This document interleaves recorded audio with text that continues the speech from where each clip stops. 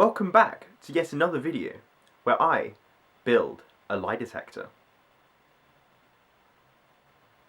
But first, what is a lie detector? The ancient Chinese got suspects to chew on rice. The ancient Indians had a system which involved suspects inadvertently wiggling their toe if they lied. And the medieval Europeans hoped God would intervene during the lie detection tests, stopping seriously bodily harm occurring on the suspects. A common method was the hot water method, in which an object was placed in boiling water, and if the person being tested wasn't burnt or scalded when retrieving this object, they were telling the truth. So we have our boiling water and a ring.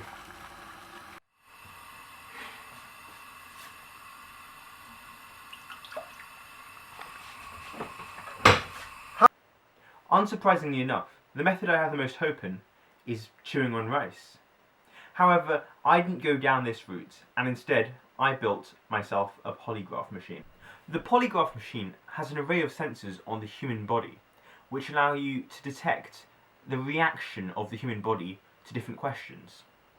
My polygraph machine used galvanic skin response, which is basically the conductivity of your skin, which depends on how much you sweat, and blood pressure. I used a soil moisture sensor for measuring galvanic skin response and a light dependent resistor, or LDR, to measure the amount of blood going through the thumb. A soil moisture sensor is already used to detect conductivity between its electrodes, so worked as expected.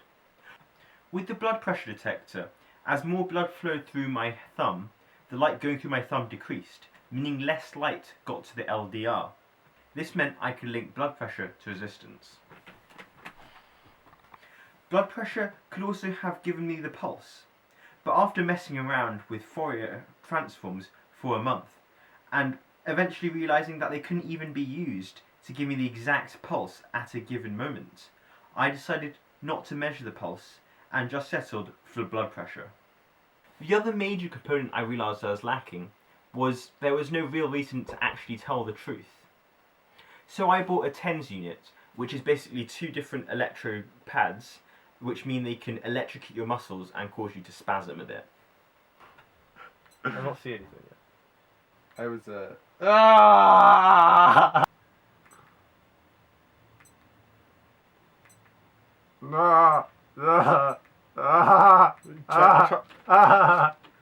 But finally, it was time to test the lie detector. Is the world flat? Yes? Or expose me. He lied! He lied! shit. He lied! But it turns out, it didn't work. It doesn't work. The problem was, I didn't do the analysis right.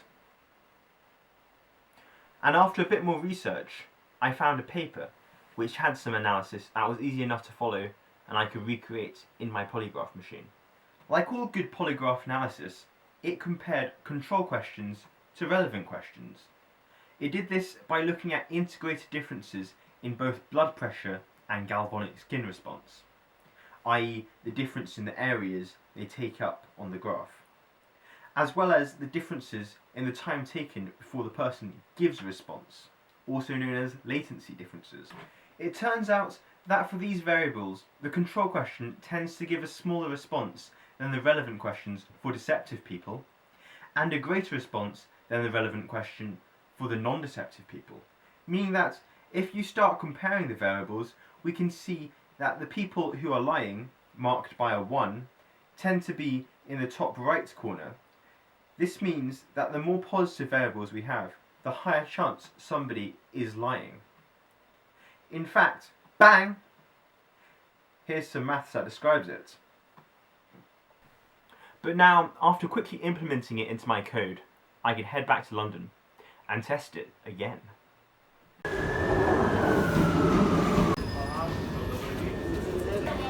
This is a filming technique, okay? What's the zoom out? Like, this is from Mr. Bean's holiday. So a few things changed on my journey to London. The first one was I forgot this, a battery pack, which powers the TENS unit, which can electrocute you.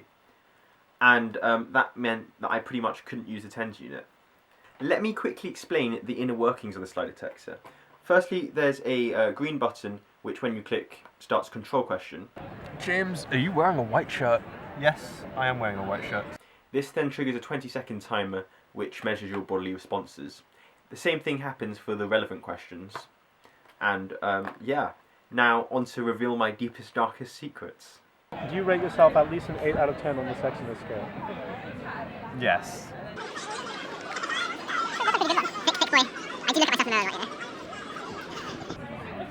Hey. He does. We like the self-confidence.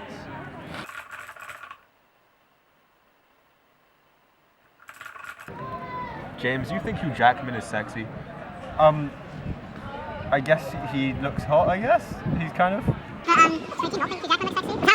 Oh, I should have asked, do you find Hugh Jackman arousing? Which is different. Oh, yeah. That's the next question. Oh, I don't think he's sexy, apparently he apparently. doesn't think he's sexy? To be honest, it did pick up a life from me, because I in fact feel indifferent about Hugh. Can you vouch for this lie detector's accuracy? No. Why? Because it just came up with a lie for me. And of course I've never lied in my life. Let's see.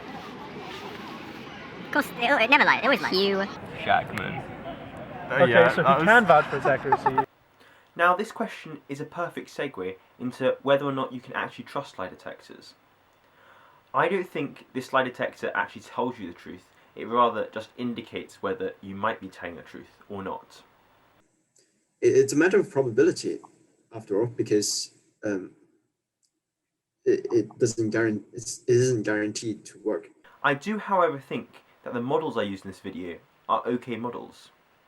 And after reading a bit about statistics, I do think that the models used in this video are, say, as effective as neural networks. And if you're wondering, I didn't do any of this analysis myself, and instead I just stole it from a paper. If you want the paper, it's probably going to be down below in the description. Yeah, bye.